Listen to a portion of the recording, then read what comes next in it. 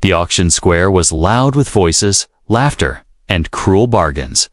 But on the wooden block at the center stood a girl who seemed invisible to everyone.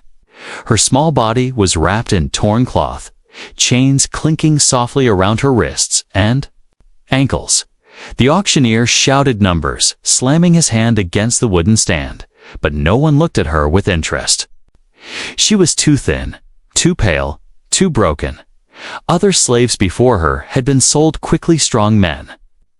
Skilled workers, even children with bright eyes who could fetch a good price. But this girl, she was different. She stood still, her head lowered, her long hair falling like a curtain to hide her face. The crowd muttered among themselves. She looks sick. One man spat. She won't last a week. Another woman laughed. Throw her away, she's useless. Someone else sneered. The auctioneer grew angry. Come now, who will start the bidding? She may be weak, but she still breathes. Surely someone has use for her. His words fell into silence. Nobody raised a hand. The girl's heart pounded in her chest. She had stood on auction blocks before, moved from master to master, traded like an object. But today felt different. Today, nobody wanted her. She was not even worth a single coin. That thought cut deeper than any whip. To be unwanted meant she might be discarded like trash. Her hands trembled as she clutched the cold chain. She dared not lift her head. She had learned long ago that eyes full of hope only made others mock her harder. Better to stay silent, to pretend she was already a shadow. The auctioneer's voice cracked with frustration. No one, not a single bid. He banged his stick again, sweat dripping down his face. If no one takes her, she will be sent to the mines tomorrow. She'll work until she breaks and, believe me, she won't last long there. A cruel laugh rose from the crowd. The girl flinched. She could almost feel the dark tunnels closing around her already, the weight of the rocks, the endless night. A place where no one returned alive, and then a voice broke the silence. I'll take her. The words were calm, steady, but they cut through the noise like a blade. Heads turned, the crowd fell quiet, surprised. On the edge of the square stood a human man, tall and worn from travel. His clothes were dusty from the road, and a simple sword hung at his side. He was no noble, no rich merchant, just an ordinary man, but his voice carried power. The auctioneer blinked. What did you say? I said, I'll take her, the man repeated, louder this time. A ripple of laughter spread through the people. A human. Buying that useless thing. He must be mad. Maybe he has strange tastes. The girl slowly lifted her head, her eyes wide with shock. Through the curtain of her hair, she saw him for the first time. His face was rough from sun and wind, but his eyes were different from the others in the crowd. They were not filled with greed or cruelty. They were steady, like someone looking not at a slave but at a person. Her lips parted, but no words came. She wanted to ask why. Why would anyone choose her when all others turned away? The auctioneer, still stunned, stammered, But sir, no one else offered a single coin. She's worthless. The man stepped closer, his boots echoing against the stone ground. He reached into his pouch and dropped a few silver coins onto the table. Then I won't have to pay much, will I? Consider it done. The coins clinked, final and sharp. The auctioneer, greedy as ever, snatched them up quickly, nodding fast. Yes, yes, of course. She's yours. Take her. The girl's chains were unfastened with a harsh clang, leaving her wrists raw and bruised. She swayed slightly, unsteady on her feet. For a moment, she thought this might be another cruel trick, another hand to push her down.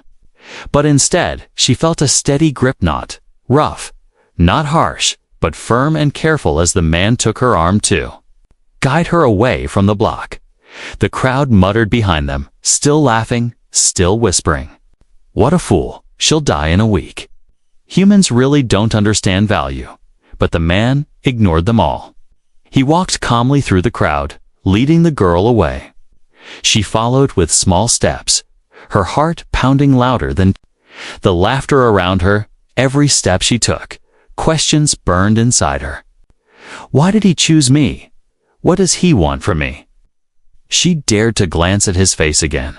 He did not look at her with disgust. He did not even look proud of his purchase, the way others often did. Instead, his expression was unreadable serious, almost thoughtful, as if he had seen something the others could not. The girl's throat was dry. Her voice, unused for days, broke into a whisper. Why? Why me? The man glanced down at her, his eyes steady once more. And though he gave no full answer yet, he spoke words that made her chest tighten. Because no one deserves to be thrown away. Her breath caught. No master, no buyer, no stranger had ever spoken like that to her. The words felt heavy, impossible to believe, yet too warm to ignore. As they left the auction square behind, the girl looked back one last time at the wooden block where she had stood forgotten. Only minutes ago, she was worth nothing. Now, her fate had changed with one human's voice, but she did not know if it was salvation, or only the beginning of another story filled with danger. Asterisk, the girl walked beside the human through the narrow streets, her steps small and shaky. The chain no longer bound her wrists, but the bruises still burned like fire. Every time she glanced up, she saw strangers staring at them, whispering as they passed. Some smirked, some spat on the ground. Others simply shook their heads as if the human had made the greatest mistake of his life. To her, this silence between them was heavier than the chains she had worn. Why would a man like him, dusty but strong, quiet but bold, choose someone like her? She hugged her thin arms to her chest, waiting for the truth to come out. He led her down the street until they reached a shaded corner. Away from the mocking eyes of the crowd. There, he stopped at a food stall. The smell of roasted bread and meat filled the air, and her stomach growled loudly before she could stop it. Shame flushed across her face. The human noticed. He bought 2 loaves of bread and a flask of water. Then, without a word, he handed one to her. She froze. For years, she had been fed scraps, tossed at her feet like she was no better than an animal. Masters never shared food, they commanded, they demanded. But this man simply offered. Her trembling. Hands reached forward.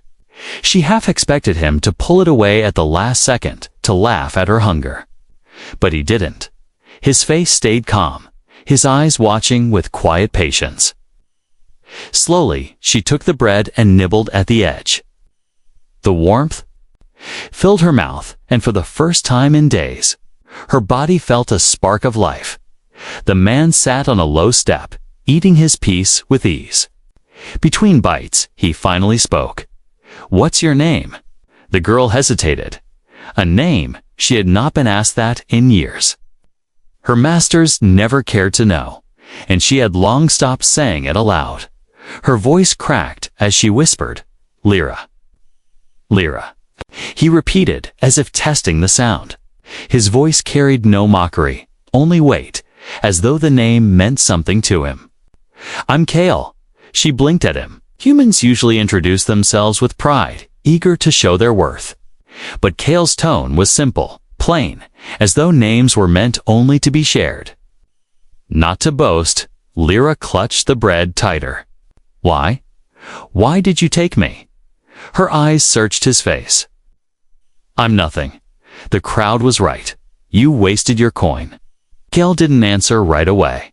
He drank from the flask, then looked at her with those steady eyes that made her chest tighten. "You're not nothing. You're alive. That's enough reason." Her breath caught again. His words didn't make sense.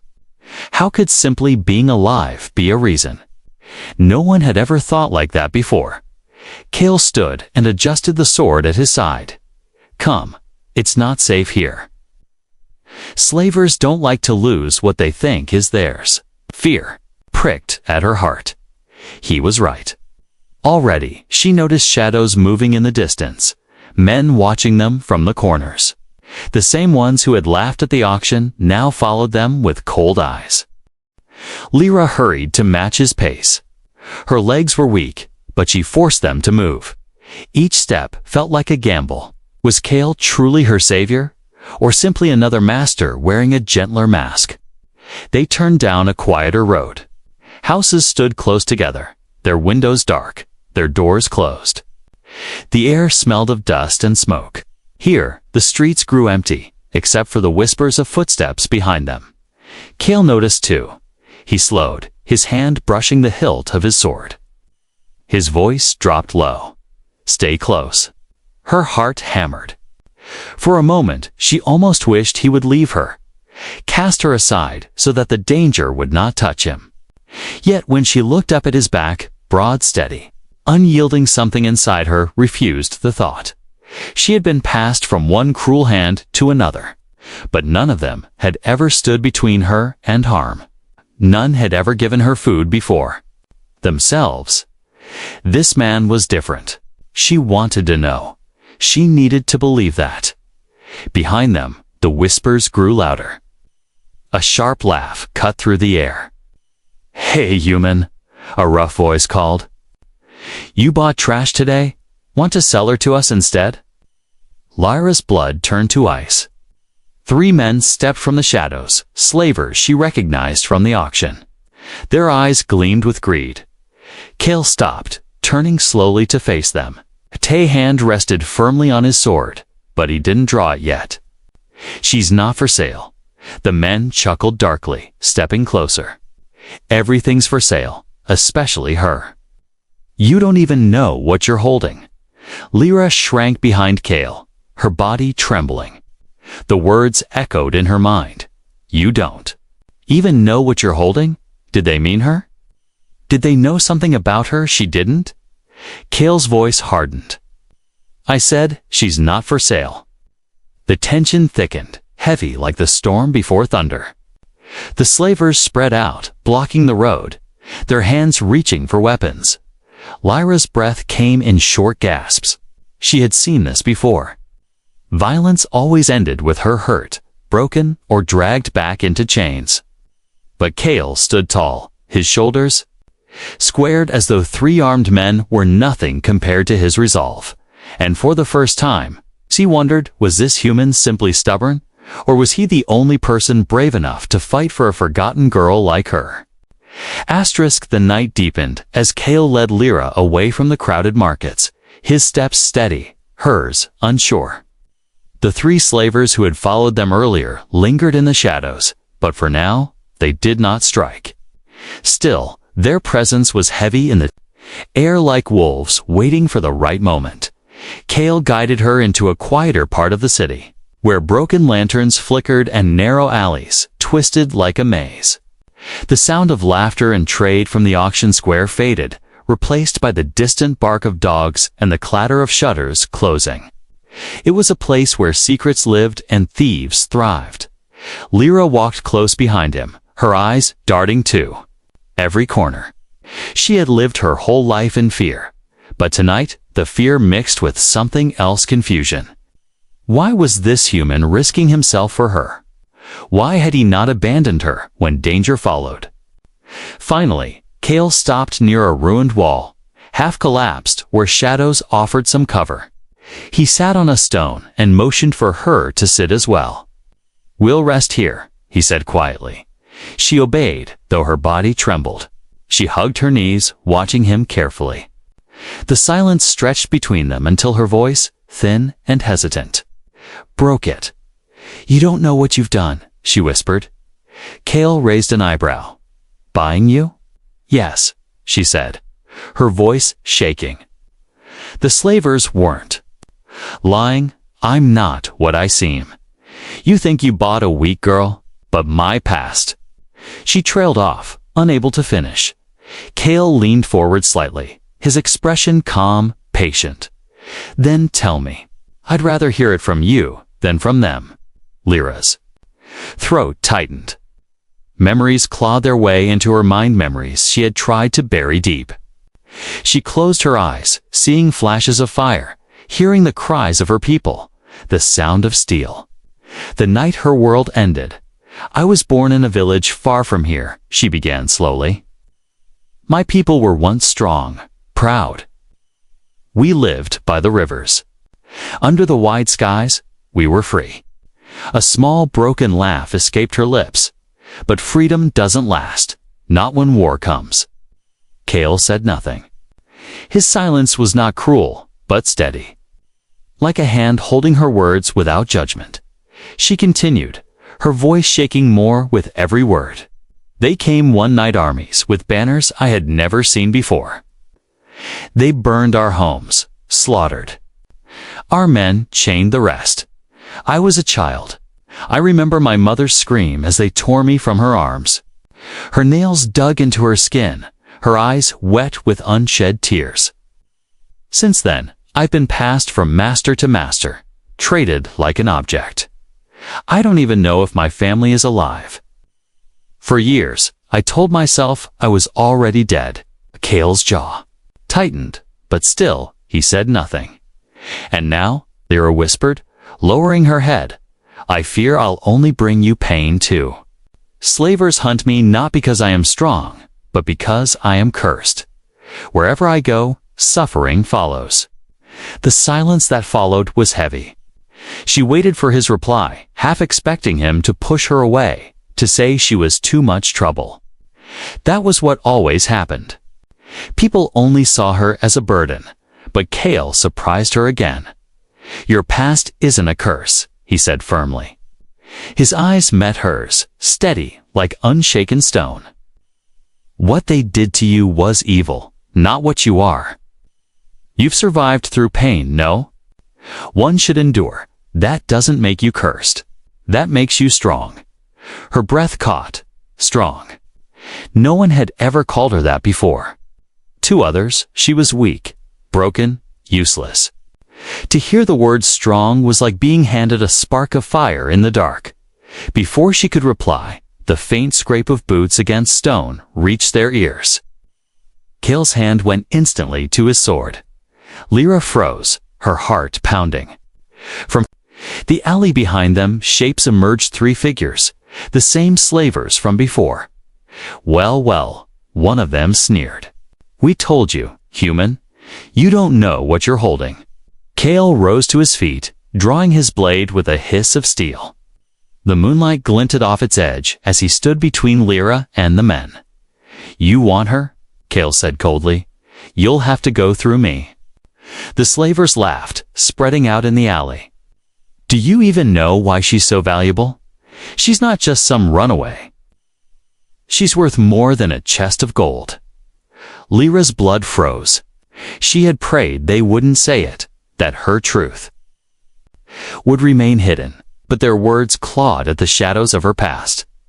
Stop, she shouted suddenly, her voice cracking. The men glanced at her, surprised. Her eyes burned with fear and shame. Don't tell him, please. But Kale didn't flinch. He glanced back at her, his voice calm. Whatever it is, I'll hear it from you, not from them. The slaver smirked, circling closer. Then hear it from us, human.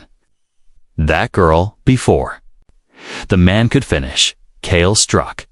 His blade flashed in the moonlight, forcing the nearest slaver back. The alley filled with the clash of steel and the harsh echo of shouts.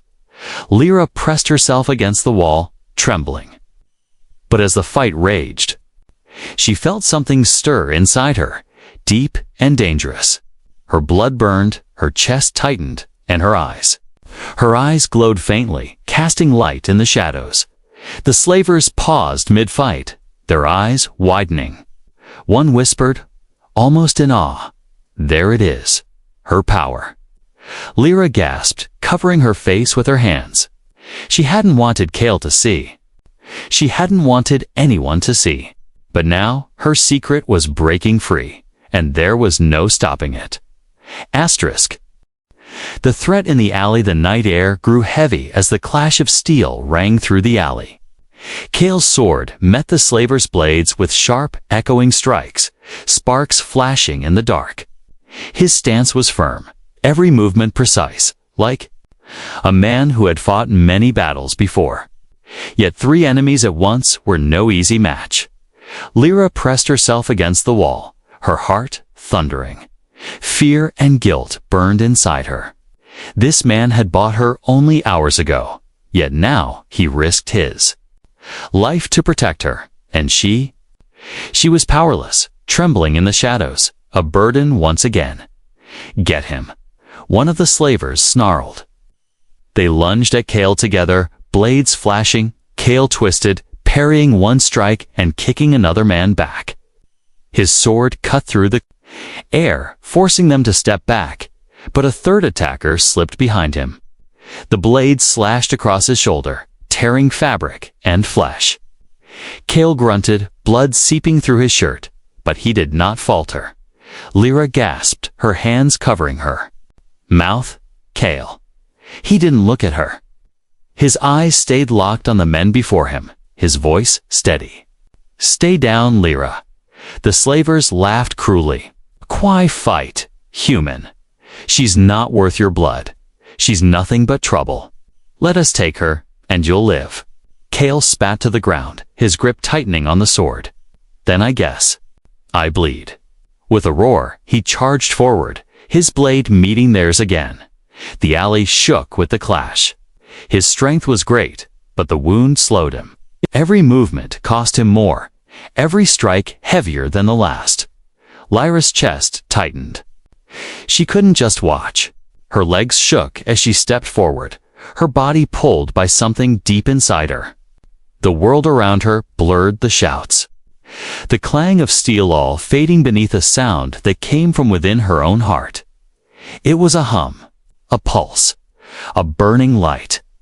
Her eyes snapped open, glowing faintly again, brighter this time. Energy stirred in her veins like fire awakening after long sleep. She clutched her chest, her breath sharp. The nearest slaver noticed and froze. Her eyes, "Look." The others glanced toward her, their faces twisting from greed to fear. "It's true," one whispered, trembling. "She's one of them." Kale slashed at the moment of distraction, his sword cutting across an enemy's arm. The man screamed, dropping his blade. Kale turned to strike again, but 2 others rushed him. He barely blocked, his strength faltering, and then the hum inside Lyra exploded. Light burst from her palms, bright and blinding, surging like a wave down the alley.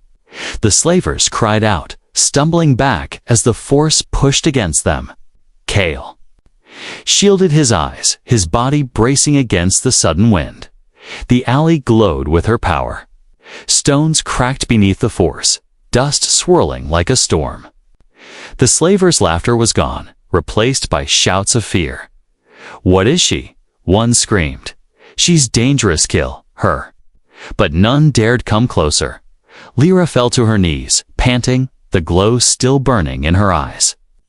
Her whole body shook, both from the power and the terror of using it. She had kept it hidden for so long, buried deep, afraid of what it meant. But now, Kale had seen. There was no turning back. Kale lowered his arm slowly, staring at her in shock. Not fear, not greed. Just shock and something else, something unreadable in his gaze. The slavers cursed, backing away.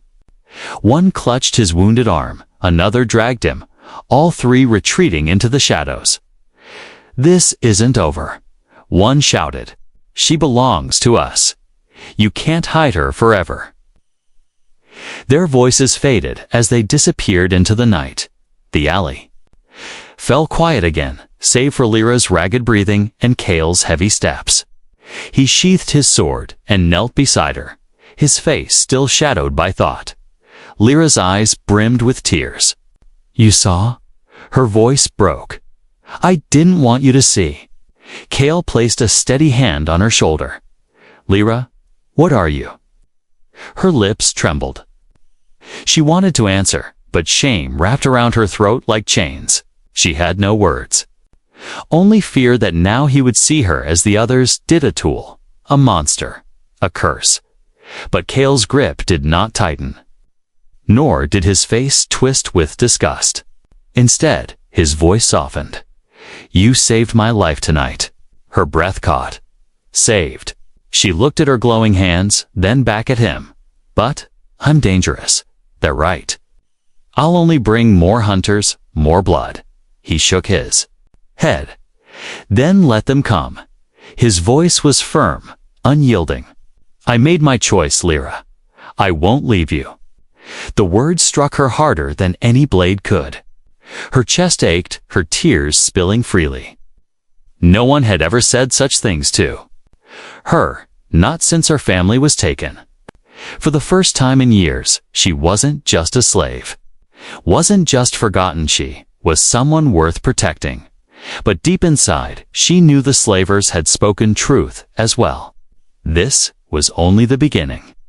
Her power had revealed itself, and now the whole world would come hunting. Cale stood and offered his hand. "Can you walk?" Lyra hesitated, then took his hand. His grip was steady, warm, pulling her up with strength she lacked. Together, they stepped out of the ruined alley, leaving behind the broken stones and the echo of her power. For the first time, the girl who had been forgotten at the auction block was no longer invisible. She was a spark in the darkness. And sparks always drew fire. The road out of the city stretched long and dark, lined with broken fences and empty fields. Cale walked ahead, silent but steady, his hand never far from the sword at his side. Lyra followed closely, her bare feet brushing against the dirt road, her thin frame wrapped in the rags she still wore. The memory of the glowing light from her hands lingered in her mind, burning like fire she couldn't put out. She had never meant to show it, never meant for him to see. Now the secret was broken, and she waited for the moment he would turn cold. The moment he would say she was dangerous and leave her behind. But Cale didn't. When her steps slowed, he slowed too. When she stumbled, he steadied her with a firm hand. And when her body shook with exhaustion, he finally stopped beneath a tree and set down his pack.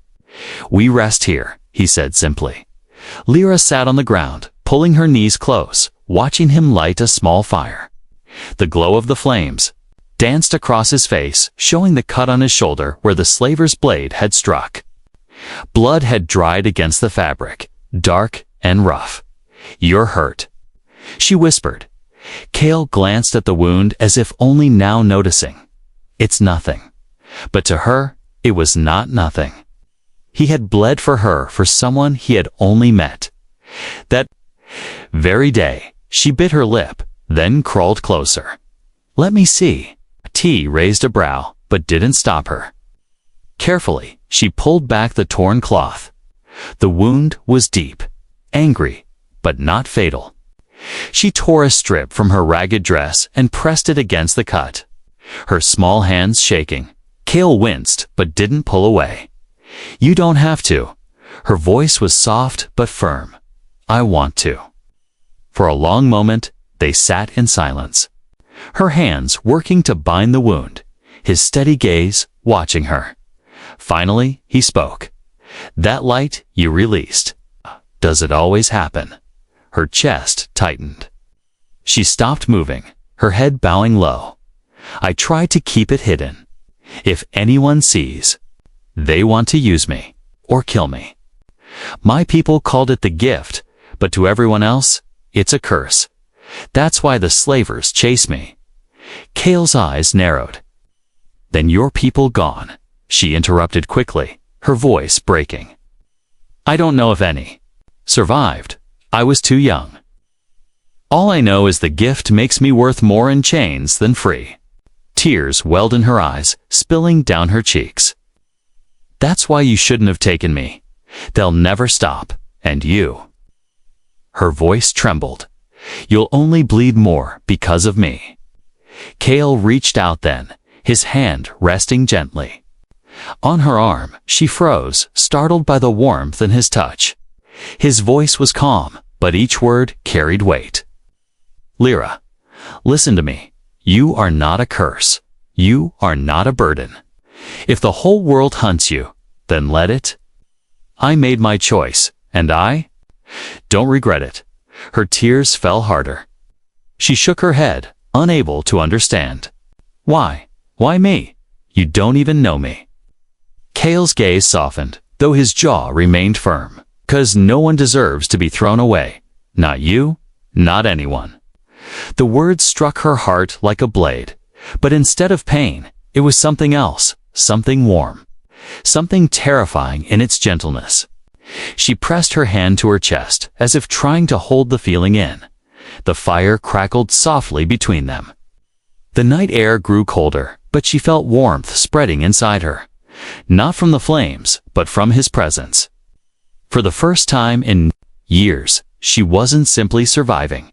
She was living. After a while, Kale leaned back against the tree, closing his eyes. Lyra stayed awake, staring at the fire, her mind racing. She remembered the auction block, the crowd that laughed, the chains that bruised her skin. And then she remembered his voice, cutting through it all. I'll take her. She whispered the words again in her mind, clutching them like a treasure. No one had ever claimed her fate before. No one had ever chosen her not as a slave, but as someone worth saving. Slowly, her body relaxed. She curled near the fire, her eyes heavy. For once, she allowed herself to close them, knowing Kale would stand guard. But even as sleep pulled her in, shadows moved beyond the trees. Men whispered in the distance, their eyes glowing faintly in the dark. The slavers had not given up. A day had seen the light, and now they knew the truth. They would return, stronger, more ruthless. Yet in that moment, beneath the stars, Lyra allowed herself something she had not felt in years: hope. Because for the first time, she was not alone. The dawn came slowly, a pale gray light spilling across the empty fields. The fire had died down to ashes, and Kale rose first, scanning the horizon with sharp eyes. He had slept little, his hand never leaving the hilt of his sword. Lyra stirred. Beside the cold fire, her thin form curled tightly, as if afraid the morning might take away the fragile peace of the night. She blinked awake, her eyes meeting his. For a moment, she almost smiled. But then she remembered the shadows she had heard moving beyond the trees. The whispers carried on the wind. They'll come again, she murmured softly. Kale nodded. I know. They packed quickly, Kale shouldering his worn satchel, Lyra clutching the ragged strip of cloth that now served as his bandage.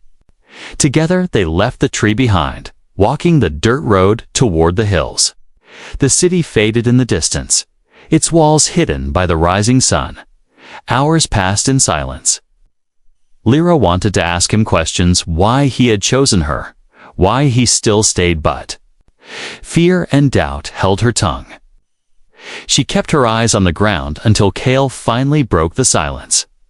That power of yours, he said calmly. The light. What is it, really? Her breath caught. She had hoped he would not ask again. She turned her face away, her voice barely a whisper. It's dangerous. Kale stopped walking, his eyes fixed on her. Dangerous to you or to others? Both, she admitted, trembling. I never wanted to use it. But it's part of me. It was always there, even when I was a child. My people called it the gift, but the slavers, she swallowed hard. They call it power. They call it property. Kale's eyes narrowed, his voice steady. That's not an answer. Lyra, you saw their fear. You saw how they wanted you back. Why? What makes you so important? Her chest tightened. The truth clawed at her, heavy and sharp. She had buried it for so long, afraid of the chains it would bring. But now Kale's gaze was firm, not demanding but unwavering. Like a wall, she'd could not avoid. She sank to her knees on the roadside, her hands clutching the dirt. Tears burned in her eyes. Because I'm not just a slave. Kale crouched down beside her, waiting. Her words shook as they left her lips. I am the last daughter of the Aurelian line. My people were rulers, once queens, who carried the gift in their blood. When our kingdom fell, they thought we all died. But I lived. I was taken. She looked at him, her eyes glowing faintly as tears streamed down her cheeks. That's why they want me. To chain me, to sell me, to use me as proof that my people are truly gone. Kale's jaw tightened. The Aurelian name was old, older than most kingdoms. Stories of their rise and fall were told across the land's tales, of golden crowns, shining cities, and a power that glowed brighter than fire. Most believed them myths, but here was living proof, trembling in the dirt before him. You're a princess, he said at last, his voice low. Lyra shook her head quickly. Not anymore. That title died with my people. I'm nothing but a shadow. But Kale didn't look away. His voice was calm but sharp. No, Lyra. That's who you are. That's why they fear you. She sobbed, pressing her face into her hands. It doesn't matter. A princess in rags is still worthless. I have no crown, no throne, no army. All I have is this curse burning inside me. Kale placed a hand on her shoulder, firm and grounding. It isn't a curse, it's yours. And maybe it's more than just survival. Maybe it's a reason. Before she could answer, the sound of hoofbeats thundered across the field. Dust rose in the distance as riders approached slavers, but not the same ragged men from before. These were armored, organized, carrying banners marked with cruel sigils. Lyra's blood froze. They found me. Kale rose to his feet, drawing his sword with a hiss. Then we stand. The riders surrounded them quickly, circling like wolves. Their leader, a tall man in black steel, dismounted and stepped forward. His eyes locked on Lyra with hunger. There she is, he said, his voice sharp as a blade. The lost are Raylan. Our master will be pleased. Lyra trembled, stepping back. But Kale moved in front of her, his sword ready. She isn't yours, Kale growled. The man smirked. She belongs to no one but power itself. Step aside, human, and live. Resist, and you will die. The soldiers drew their weapons, steel flashing in the sun. Lyra's breath came fast, her hands glowing faintly again. She wanted to run, to hide, but Kale's voice cut through her fear. Lyra, he said firmly, do you trust me?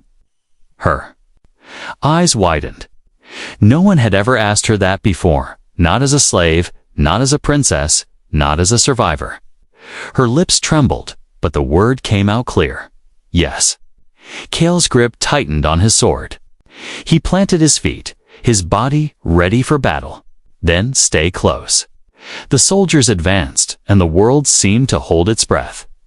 For the first time, Lyra felt the weight of her bloodline, the truth of who she was. No longer forgotten, no longer invisible. She was a Raylan last of her line, hunted and feared. And Kale, a simple human who should have walked away, now stood between her and an army. The revelation had come, but with it, a storm that could not be stopped. Asterisk claimed.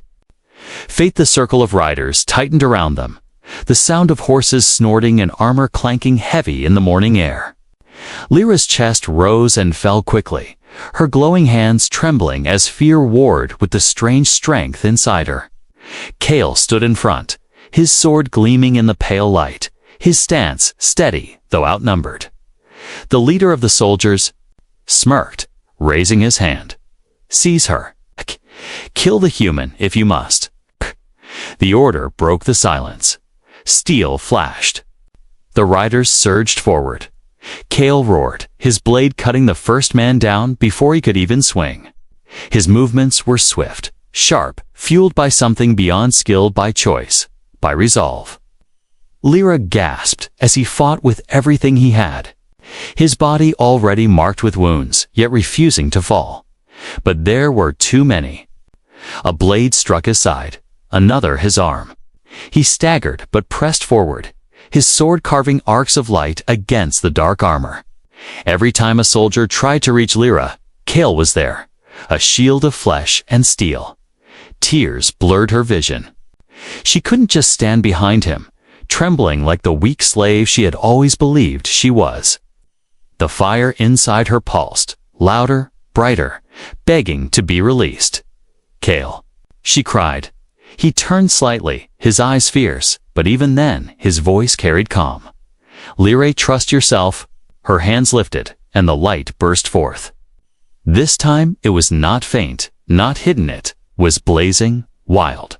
A storm of power unleashed. The ground trembled, cracks tearing through the dirt. Soldiers stumbled back as beams of white gold energy erupted from her palms, striking their armor, forcing them to scatter. The leader shielded his face, shouting in fury, "Restrain her! Do not let her awaken fully! Waken!" The word echoed. In her mind, and with it, came clarity. The gift was not a curse. It was her birthright. It was her people's legacy burning within her. And now, with Kale bleeding before her, she would not hide it any longer. Her voice rang across the battlefield, stronger than she had ever heard it. "I am Lyra of the Orellan. I am not your slave." The light surged, engulfing the riders in a wave of force. Horses reared, soldiers cried out, and weapons scattered like leaves in a storm. Kale shielded his eyes, but stood tall within the glow, his heart pounding at the sight of her, no longer the broken girl on the auction block, but a queen reborn in fire. The soldiers fled, stumbling in panic. Only the leader remained, his teeth gritted, his sword raised. He charged through the storm, aiming for her heart. Kale moved first. With a final burst of strength, he met the man head-on. Their swords clashed once, twice, before Kale drove his blade straight through the black steel. The leader gasped, his weapon falling, his body crumpling into the dust. Silence fell. The wind carried the smoke away, leaving only Kale and Lyra. Standing in the ruins of the fight, the light faded slowly from her hands, her body trembling as exhaustion crashed over her. She fell to her knees, the dirt cool beneath her palms. Kale staggered too, blood dripping from his wounds. But he forced himself to reach her side. "Lyra," he said softly, kneeling. Her eyes lifted to him, wide and shining with tears. You should have left me. You almost died because of me." Kale shook his head, his hand cupping her shoulder gently. "No, I lived because of you. You gave me reason." Her heart ached at his words. She thought back to the auction block, to the moment when he first spoke. "I'll take her." She had thought it madness then. Now she understood. He hadn't bought a slave. He had chosen to claim her fate when no one else would. The weight of his words struck deep, because no one deserves to be thrown away. She leaned into him, sobbing quietly, not from fear, but from release. For the first time in her life, she was not forgotten, not worthless. She was seen. Kale pulled her closer, his voice steady despite the blood on his lips. "Your power doesn't make you a curse, Lyra. It makes you who you are. And if the world fears you, then let it. You're not alone anymore." Her tears soaked his shirt, but her voice was clear when she whispered, "You claimed me, but truly, you saved me." The sun broke through the clouds then, casting golden light across the field. The broken chains on her wrists glimmered faintly. Before falling away, as though the earth itself recognized her freedom. Together, they rose, battered but unbroken. The world would come for her, again she knew it. Kingdoms would rise, slavers would return, enemies would hunt. But now she faced it not as a slave, not as a forgotten child, but as Lyra of the unrailing last of her line, with a human at her side who had chosen her not for power, not for wealth, but for the simple truth that she deserved to live. Her fate was no longer chained to others. It was hers. And Kale, the human who had raised his hand at the auction block, was forever part of it.